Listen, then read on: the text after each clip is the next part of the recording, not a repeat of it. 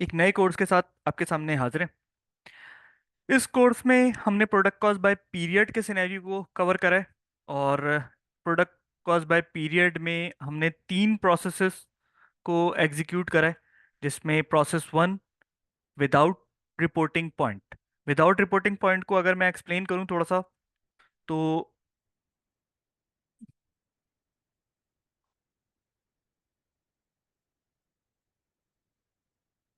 इसमें मेरे पास एक वर्क सेंटर, वन ऑपरेशन। यानी मेरा कोई भी ऐसा प्रोडक्शन का प्रोसेस जो एक ऑपरेशन से ही बन जाता है, यानी रॉ मटेरियल से एफजी बन जाता है, उस प्रोसेस को हम विदाउट रिपोर्टिंग पॉइंट के अंदर कवर करेंगे। विद रिपोर्टिंग पॉइंट में विद रिपोर्टिंग पॉइंट में more than one work centre, more than one operations होंगे। अगर मेरा कोई इस तरह के प्रोसेस है कि एक रॉ मटेरियल से पहले एसएफजी बनता है, फिर उस एसएफजी से आगे वो किसी और वर्क सेंटर के ऊपर जाता है, सम कुछ उसके ऊपर वर्किंग होती है, मजीद S F G two, then F G बनता है। तो ऐसे प्रोसेस हमारा दो तीन ऑपरेशन से गुजर के बन रहा है। तो इस तरह के प्रोसेस को हम विद रिपोर्टिंग पॉइंट के अंदर कवर करते हैं। विद रिपोर्टिंग पॉइंट में हमारे पास नो विप का कॉन्सेप्ट है। ठीक है, नो विप का कॉन्सेप्ट है क्यों? क्योंकि एक ही दफा रॉ मटेरियल इशू हो गया, एक्टिविटीज कंफर्म हो गई और जीआर भी हो गई। ठीक है, तो raw material in, activity confirm और एफजी की जीआर, ये तीनों प्रोसेस एक ही टाइम पर हो रहे होते हैं। तो जब जीआर हो गई, इट्स मीन नो विप। इसमें हमारे पास विप का कॉन्सेप्ट है, बिकॉज एक दफा ये प्रोसेस एग्जीक्यूट हो रहा होता है, देन यही प्रोसेस दूसरे ऑपरेशंस पे भी एग्जीक्यूट होगा, ये देन यही प्रोसेस तीसरे ऑपरेशन भी अगर हुआ तो उस पर भी एग्जीक्यूट हो रहा होगा। तो हो सकता है मंथ एंड आ गया और हमने अभी तक सिर्फ एक ही प्रोसेस एग्जीक्यूट किया था, एक ही ऑपरेशन एग्जीक्यूट किया था। इट्स मीन जितनी भी कॉस्ट है वो कहाँ जाएगी? विप में जाएगी। ठीक है, इसलिए विद रिपोर्टिंग पॉइंट का जो सिनेरियो है हमारा, वो विथ विप के होता है। ठीक है, and then the third scenario is decoupling. Decoupling में इस किस्म की कोई भी सिनेरियो नहीं है। ठीक है, डीकपलिंग नॉर्मली सिर्फ ऐसे एनवायरनमेंट्स के लिए यूज होता है जहां पर हमारा यूजर जो है वो प्रोडक्ट कॉस्ट बाय ऑर्डर के सिनेरियो पर काम करने का आदी है। ठीक है, मगर बिजनेस की रिक्वायरमेंट जो है वो प्रोडक्ट कॉस्ट बाय पीरियड की है। आई रिपीट, यूजर हमारा प्रोडक्ट कॉस्ट बाय पीरियड को यूज नहीं करना चाह रहा। यानी क्यों? क्योंकि यहां पर क्या होता है कि ये तमाम चीजें जो कंफर्म होती हैं, ये होती हैं एमएफबीएफ से।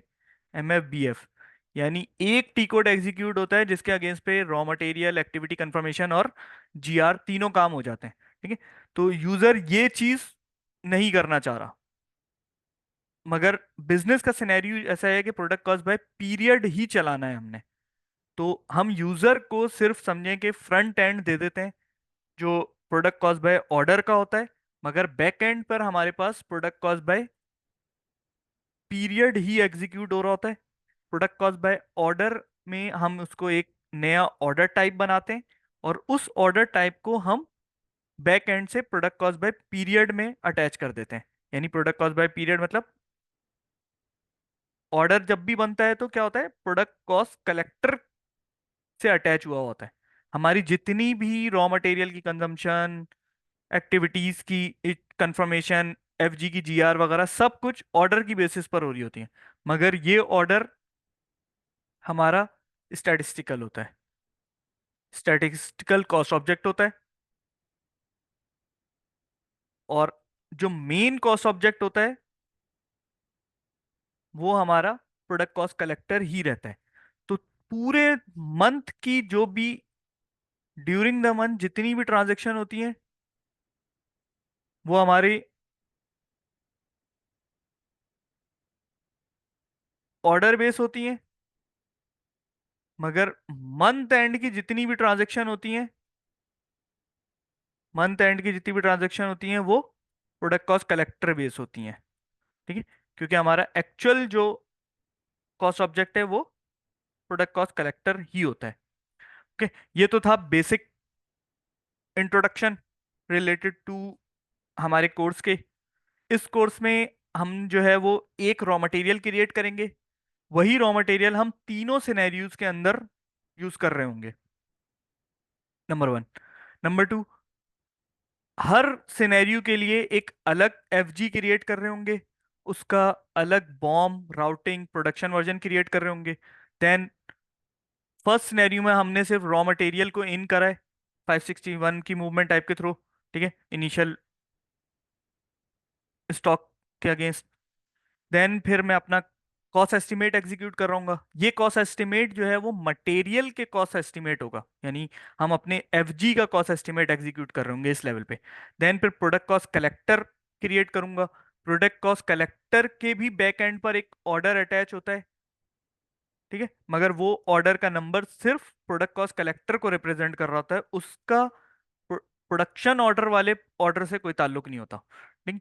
देन फिर इस प्रोडक्ट कॉस्ट कलेक्टर के ऊपर मैं एक्टिविटीज रॉ मटेरियल की कंफर्मेशन, एक्टिविटीज की कंफर्मेशन, रॉ मटेरियल इशुएंस और एफजी कर रहा हूँ, एफजी की जीआर कर रहा हूँ एक ही टी कोड से। देन फिर मैं अपने ऑर्डर पे टेम्पलेट एलोकेशन और कॉस्टिंग शीट की एक्चुअलाइजेशन कर रहा हूँ। फिर वेरिएंस और सेटलमेंट। ठीक है, अब ये वेरिएंस और सेटलमेंट जो है हमारा, अच्छा, इस प्रोसेस में प्रोडक्ट कॉस्ट बाय पीरियड के प्रोसेस में तमाम चीजें मटेरियल की बेसिस पे चल रही होती हैं।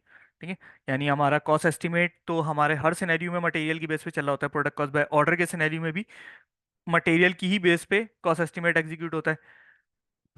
जब कलेक्टर बनता है, सेम ऑर्डर की तरह ही बनता है, ये मटेरियल देते हैं और ऑर्डर क्रिएट कर लेते हैं।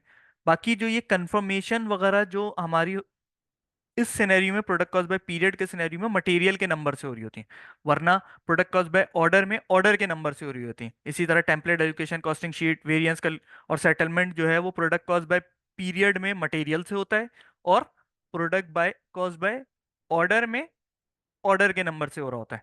ठीक है, तो बेस्ट यही है कि इस कोर्स से पहले आप प्रोडक्ट कॉस्ट बाय ऑर्डर और कॉस्टिंग साइकिल का जो मेरा कोर्स है उसको कंप्लीट कर लें।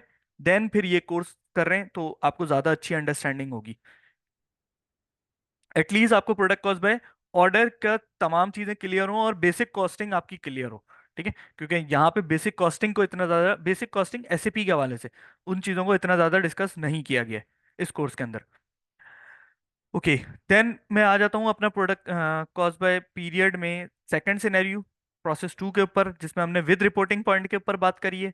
इसमें भी मैंने रॉ मटेरियल, अपना सेम रॉ मटेरियल यूज़ किया है, एक नया एफजी बनाया, उसके बाद routing, production version, cost estimate, बाकी पूरा प्रोसेस कंफर्मेशन तक। अच्छा, यहाँ पर क्या होगा कि क्योंकि हमारे पास दो ऑपरेशंस होंगे, जैसे कि मैंने अभी बात करा था, दो ऑपरेशंस होंगे। ठीक है, तो पहला जो प्रोसेस एग्जीक्यूट होगा वो ऑपरेशन 10 के ऊपर, यानी ऑपरेशन 1 के ऊपर होगा। उस ऑपरेशन 1 पे जब कंफर्मेशन होगी तो हमारे पास सिर्फ आरएम की इश्यूएंस और एक्टिविटी की कंफर्मेशन होगी, यहाँ की तरह नहीं कि एफजीबी जीआर हो जाए। ठीक है, यहाँ पर ये हो रहा होगा, और ऑपरेशन 2 के ऊपर जो है वो एक्टिविटी और एफजी की जीआर हो रही होगी, एफजी की जीआर हो रही होगी। ठीक है, तो ऑपरेशन 1 के ऊपर बात कर लेते हैं सबसे पहले। ऑपरेशन 1 पे जब कंफर्मेशन होगी तो सिर्फ रॉ मटेरियल इशुएंस और एक्टिविटी की कंफर्मेशन होगी। फिर उसके बाद हमने ये अज्यूम किया कि मंथ एंड क्लोजिंग आ गया। ठीक है, सेम जैसे हमने यहाँ पे बात करी थी कि एक दफा कंफर्मेशन हुई, उसके बाद मंथ एंड क्लोजिंग आ गया। तो मंथ एंड क्लोजिंग के प्रोसेस को कैटर करने के लिए हमने विप एग्जीक्यूट किया, वेरिएंस और सेटलमेंट एग्जीक्यूट किया, और उनके रिजल्ट्स को एनालाइज किया, विप की कैलकुलेशन को चेक किया कि विप की कैलकुलेशन, विप सिस्टम किस तरीके से कैलकुलेट कर रहा है। प्रोडक्ट कॉस्ट बाय पीरियड के सिनेरियो में विप की जो कैलकुलेशन होती है वो होती है टारगेट कॉस्ट की बेसिस पे, एक्चुअल कॉस्ट पर नहीं होती। प्रोडक्ट कॉस्ट बाय ऑर्डर के सिनेरियो में एक्चुअल कॉस्ट के ऊपर विप की कैलकुलेशन हो रही होती है। ये एक चीज बहुत इंपॉर्टेंट है इस सिनेरियो में। देन फिर हमारा हमने एज्यूम किया कि भाई मंथ एंड सेकेंड मंथ में हमारा ऑपरेशन 20 कंफर्म होता है। ऑपरेशन 20 की कंफर्मेशन में तो क्या होता है कि एक्टिविटी कंफर्म होती है और एफजी रिसीव होता है। ठीक है, फिर इसके ऊपर टेम दोबारा month and closing, template allocation, costing sheet, whip, variance, settlement, और फिर इसकी सेटलमेंट के टाइम पे जो एंट्रीज हैं उन एंट्रीज को अंडरस्टैंड किया हमने काफी डिटेल में इस कोर्स के अंदर। उसके बाद जो है वो प्रोसेस 3, डीकपलिंग का सिनेरियो जैसा कि मैंने कहा कि रिक्वायरमेंट जो है बिजनेस की ये है कि प्रोडक्ट कॉस्ट बाय पीरियड का सिनेरियो हो, प्रोडक्ट कॉस्ट कलेक्टर बने, मगर यूजर कहता है कि नहीं भाई हम तो काम नहीं कर सकते, या वट एवर जो भी उनके मसले मसाइल हैं वो कहता है कि नहीं हमें वैसे ही सेम काम चाहिए जो हम ऑर्डर के ऊपर करवाते रहे हैं, मीगो से गुड्स इशू, CO11N से जो है वो एक्टिविटी कंफर्मेशन। ठीक है, तो इससे सिनेरियो में हम ये डीकपलिंग का सिनेरियो कॉन्फ़िगर कर रहे होते हैं। ठीक, तो इसमें भी रॉ मटेरियल मैंने सेम यूज किया, एक नया मटेरियल क्रिएट किया, BOM routing, production version, cost estimate और क्रिएट प्रोडक्ट कॉस्ट कलेक्टर तक का ये प्रोसेस ऊपर वाले दोनों प्रोसेस की तरह ही है। उसके बाद इस प्रोसेस में क्या होता है कि product cost production order create होता है, फिर एक्टिविटीज की कंफर्मेशन, GR सेम वैसी होती है जो CO11N से कर रहे होते हैं हम प्रोडक्ट कॉस्ट बाय ऑर्डर के सिनेरियो में, फिर टेम्पलेट एलोकेशन, कॉस्टिंग शीट और वेरिएंस और सेटलमेंट। तो ये यहाँ तक हमारे तीनों प्रोसेस कवर हो जाते हैं। उस प्रोसेस की कवरेज के बाद हम क्या करते हैं कि मटेरियल लेजर की हमने एक सेपरेट वीडियो बनाई जिसमें हमने क्या करा कि मटेरियल लेजर एग्जीक्यूशन से पहले और बाद में जो भी मटेरियल लेजर की कैलकुलेशन को अंडरस्टैंड करने की पूरी कोशिश करी। ठीक है, और ML के एग्जीक्यूशन के बाद हमने हर हर मटेरियल पे, हर मटेरियल मतलब रॉ मटेरियल एक और इन 3 FG मटेरियल्स की कैलकुलेशन को देखा कि किस तरीके से वेरिएंस कब और कहाँ कैसे मूव हो रहे होते हैं। ओके, साथ ही इस कोर्स में हमने जो है ना वो कॉन्फ़िगरेशन की चीज़ें भी डॉक्यूमेंट करी हैं। ये कॉन्फ़िगरेशन मैंने करी नहीं है, कॉन्फ़िगरेशन मैंने शो करी है, ये मैं क्लियर कर दूं। ठीक है, क्योंकि अगर मैं कॉन्फ़िगरेशन करता तो वो ये वीडियो की लेंथ और ज़्यादा लंबी हो जाती। तो कॉन्फ़िगरेशन जितनी भी करी है इस सिनेरियो, इन तीनों सिनेरियो को एग्जीक्यूट करने के लिए हर हर सिनेरियो से रिलेटेड कॉन्फ़िगरेशन के सेपरेट वीडियो बनाई है जिसमें मैंने उसकी कॉन्फ़िगरेशन को डॉक्यूमेंट किया है। ठीक है, कि जो जो कॉन्फ़िगरेशन रिक्वायर्ड थी उसको डॉक्यूमेंट किया है। साथ में ये तमाम प्रोसेस की टेस्टिंग के लिए जो भी मैंने काम किया है तो उस तमाम टेस्टिंग को मैंने अलग से डॉक्यूमेंट बना के वो इस कोर्स में अटैच भी कर दिया। ठीक है, जैसे कॉन्फ़िगरेशन, टेम्पलेट एलोकेशन में क्या कॉन्फ़िगरेशन हुई, कॉस्टिंग वेरिएंट में, ऑर्डर टाइप में। ठीक है, तो ये इनकी वीडियोस भी बनी हुई है और साथ में इनका डॉक्यूमेंट भी, और सिर्फ कॉन्फ़िगरेशन का नहीं पूरा प्रोसेस एग्जीक्यूट करके भी, create bomb, routing, production version, cost estimate, REM confirmation. ठीक है, तो तीनों सिनेरियोज की अलग अलग कॉन्फ़िगरेशन और प्रोसेस की एग्जीक्यूशन को भी पूरा डॉक्यूमेंट कर दिया है, और आखिर में ML को भी अलग से डॉक्यूमेंट कर दिया है। ओके, तो लेट्स होप कि आपको जो है वो ये कोर्स जो है वो पसंद आएगा।